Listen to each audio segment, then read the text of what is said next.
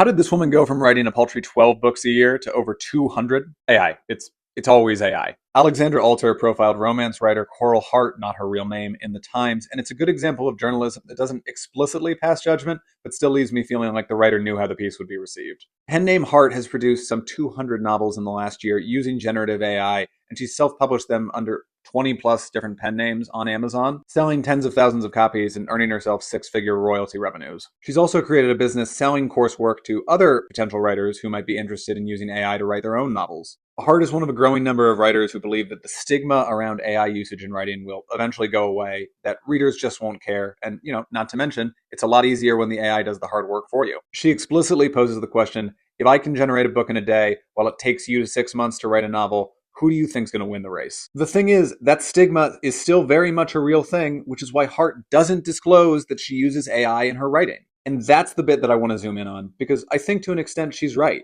AI usage will become far more widespread. AI writing will only become better and better. And yes, I think a large subset of people will become accustomed to or preferential towards consuming art that is made in whole or in part by artificial intelligence. In the article, Alter cites a study BookBub did, surveying 1,200 different authors and finding that a third of them were using AI for the drafting, plotting, or writing process, but that most weren't disclosing it, again for fear of that stigma. Elizabeth West, the founder of Future Fiction, a publishing house purely focused on AI-written novels, is quoted in the piece as saying, "If you don't say that it's AI, it sells just fine." This, to me, is why it's crucial that the reading and writing community develops a set of commonly held ethics and guidelines, similar to what journalists have, around AI usage and disclosure. Personally, I am not that interested in reading work that has been drafted or written by AI.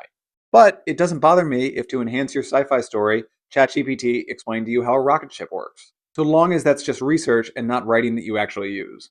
But that is my own line I only have right now, imperfectly reached, and not for sure to say in the future. However, I'm 100% positive I don't want to be sold something written by AI and have that fact hidden from me. In fact, I think we have to make hiding AI usage unacceptable as writers, publishers, and readers. But that might mean that if someone does disclose AI usage, you can't automatically tar and feather them for that fact. You don't have to support the work, but you might have to accept that they have just created a different thing. Look, I won't claim to know the answers, but I don't think we can just bury our heads in the sand and pretend that AI and AI usage isn't happening. I'm just hoping that we can create guidelines and commonly accepted practices such that readers of all stripes can make informed decisions about the work and the authors that they want to support. And I find this whole thing fascinating, especially in the early days as we try to figure it all out. And I'd love to hear about what you think on the piece or how you're approaching your relationship with AI and AI usage down in the comments.